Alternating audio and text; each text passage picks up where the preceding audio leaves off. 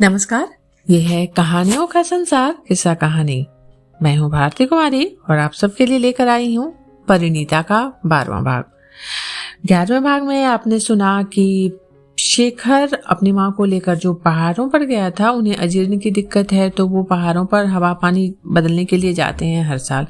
वो जब पहाड़ों से लौट कर आया, हालांकि वहीं पे उन्हें ये सूचना मिल गई थी कि ललिता का पूरा परिवार ब्रह्म समाजी हो गया है। अब तो उन्हें दुख हुआ और उनका मन वहां से उचट गया और दोनों लौट आते हैं। जब लौट कर आते हैं तो शेखर मिलने आता है गुरुचरण के यहाँ, लेकिन ऐसी स्थिति बनती है, वार्तालाप की कोई परिस्थिति ही नहीं बन पाती। दोनों ही कुछ बोल नहीं पाते।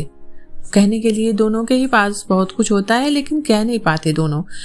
तो गुरुचरण आखिर में कातर स्वर में कहते हैं कि आप आते रहना शेखर, भूल मत जाना हमें, क्योंकि अब वो ब्रह्म समाजी हो चुके हैं। और जो अब उस हिसाब के उस समय के हिसाब से, तात्कालिक समाज के हिसाब से देखें तो जो हिंदू थे वो ब्रह्म समाजी को यही दृष्टि से देखते थे। उन्हें लगता था कि उन्होंने अपना धर्म छोड़ा है।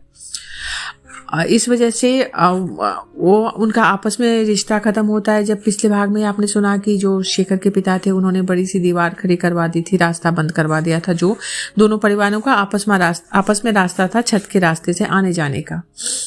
अब जब शेखर घर से निकलता है तो ललिता आती है मिलने उससे अंधेरे में आंगन में।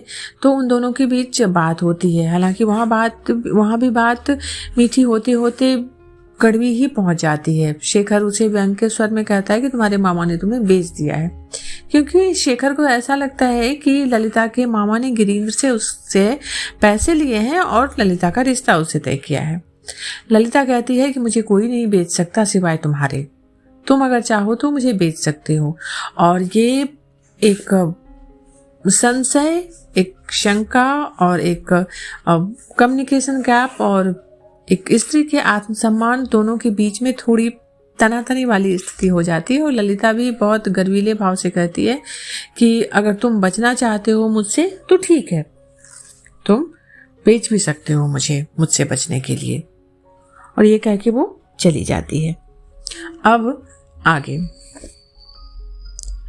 शेखर देर तक निरुद्देश्य इधर उधर भटकता रहा। बार बार उसे यही ख्याल आ रहा था कि इतनी सी ललिता इन 3 महीनों में कितनी मुखर हो गई है, सारी स्त्रियोचित बातें सीख गई हैं और किस तरह उसे निरुत्तर कर गई है। ललिता ने आज जिस प्रकार उससे व्यवहार किया था, उसे देखकर वो सचमुच विस्मित हो उठा था।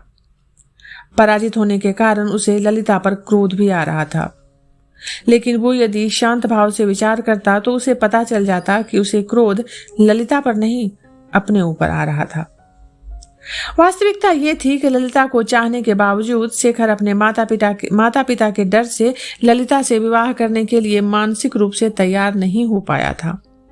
जिस समय उसने ललिता के गले में माला डाली थी, उस समय उसे ये आशंका भी थी कि शायद ललिता उसे नहीं मिल सकेगी। इसलिए वो ऐसा कुछ कर गया था कि उसके कलकत्ता में ना होने पर भी ललिता उससे जुड़ी रहे।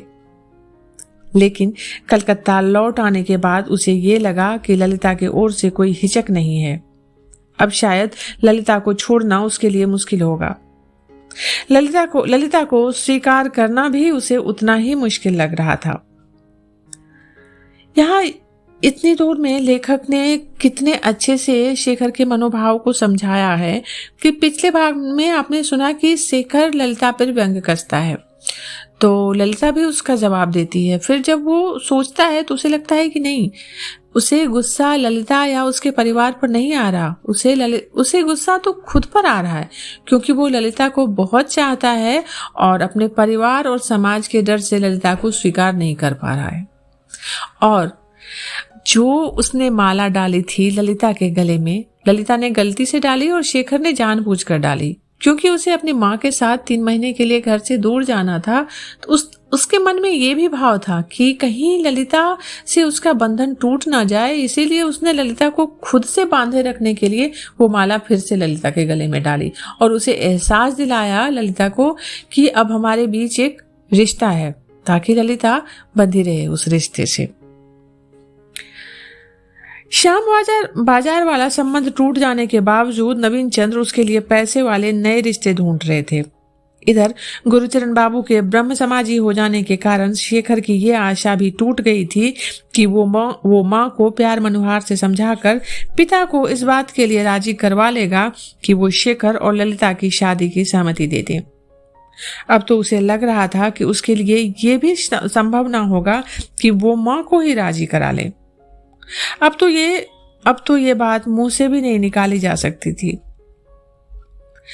ललिता को बहुत प्यार करने के बावजूद माँ गुरुचरण बाबू के ब्रह्म समाजी होने के कारण ललिता को स्वीकार नहीं कर सकती थी। इधर आज शाम ललिता से जो बात हुई थी उससे उसकी समझ में ये बात अच्छी तरह आ गई थी कि उसने खिलवाड़ समझकर उस रात जो भी किया था ललिता ने उसे बहुत गंभीरता के साथ लिया है और अपने आप को शेखर की पत्नी मान लिया है। यदि ऐसा ना होता तो आज शाम वो अंधेरे एकांत में इस तरह उसके वक्षस्थल से सटकर ना खड़ी होती। स्पष्ट था कि उसे ऐसा करने में कोई झिझक, संकोच या पाप बोध नहीं था। उसने जिसे पति मान लिया, उस पति ने भी माला बदलकर जिसे अपने वक्ष से सटाकर चुंबन ले लिया था, वो ललिता उसे पराया मानकर उससे किस बात का संकोच करती। शेखर का सिर चकराने लगा। गिरीन्द्र के साथ इस ललिता के ब्याह की बात चल रही है, लेकिन ये ललिता जो शेखर को अपना पति मान बैठी है, क्या गिरीन्द्र से विवाह करने के लिए तैयार हो जाएगी?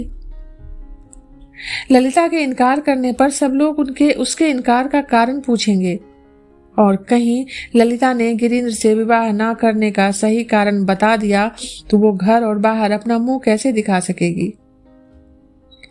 ये सोच सोच कर शेखर की नींद हराम हो गई। परिणीता का ये एपिसोड यहीं तक। अभी आप सुन रहे थे भारती कुमारी की आवाज में परिणीता का 12वां भाग। जल्दी ही मिलती हूँ अगले भाग के साथ। तब तक आप सब जुड़े रहिए किस्सा कहानी से।